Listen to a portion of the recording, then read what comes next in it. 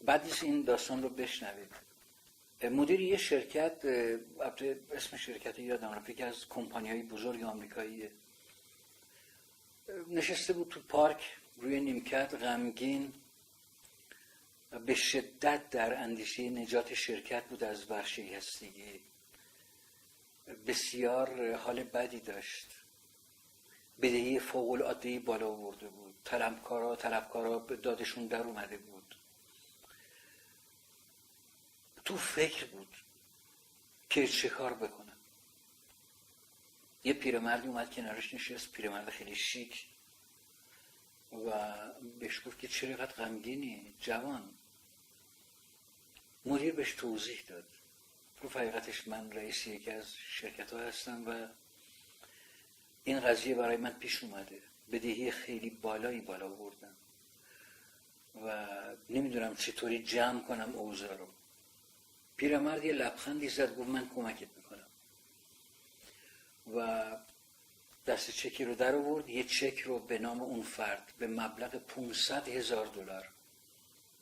$500,000 با امضای جان دی راکفلر، یکی از بزرگترین ثروتمندان روی زمین، امضا کرد داد بهش گفت که مرد بزرگ، این کمکیه که من از دستم برمیاد، برو و بدهیاتو پرداخت کن و سال دیگه همین موقع بیا و پول من رو به من پس بده. این مرد خب اسم راکفلر رو شنیده بود، با اون عظمت، با اون قدرت، مونده بود که چیکار باید بکنه. چک رو گرفت و سپاسگزاری کرد و رفت. به خودش گفت که من میتونم ظرف 1-2 ساعت تمام بدهیامو بدم، اما بذار یه عرضه‌ای به خرج بدم، بذار ببینم خودم چقدر عرضه دارم. چک بهش روحیه داده بود خیلی. اومد از یه تعدادی از طلبکارا تقاضای فرصت کرد، بهشون گفت به من یه مدت زمان بدید. توی این مدتی که از طلبکارا تقاضای فرصت میکنه 12 سفارش بسیار بزرگ رو دریافت میکنه. ظرف چند ماه تمام بدهیاشو میپردازه بدون آنکه از چک استفاده کنه. در کمتر از 8 ماه به بزرگترین سودآوری ممکن برای شرکتش رسید بدون آنکه از این چک استفاده کنه.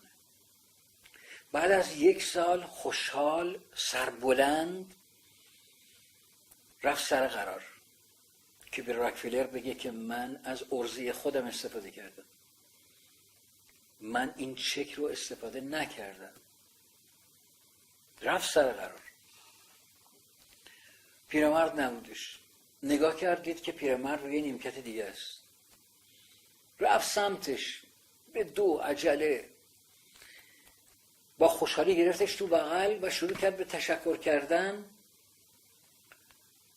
یک خانم پرستاری اومد گفت که آقا چیکار داری میکنی؟ گفت که من اومدم تشکر کنم از ایشون که کمک کرده. آقای راکفلر گفت آقا ایشون راکفلر نیست، ایشون خودشو به نام راکفلر معرفی میکنه به همه. ایشون روانیه، ایشون یک بیمار روانیه، همیشه هم تو جیبش دست چکه و پشت این پارک یه آسایشگاه روانیه که گاهی اوقات ما بیمارها رو میاریم اینجا یه قدمی بزنن. این پول نبود که این مرد رو، این مدیر شرکت رو توانمند کرده بود. این اعتماد به نفس خودش بود که باعث شد با عرضه، با لیاقت به این درجه برسه. اون چیزی که ما رو به تعالی میرسونه داشته های ما نیست، انرژی هایی است که ما در درون از اون داشته ها، از نگاه به اون داشته ها پیدا میکنیم.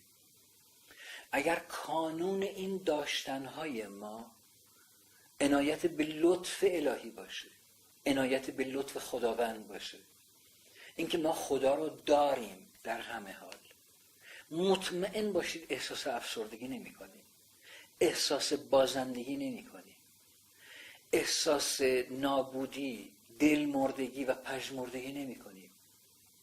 احساس کنیم خدایی رو داریم که دائم مراقب ماست، همراه ماست، یاور ماست.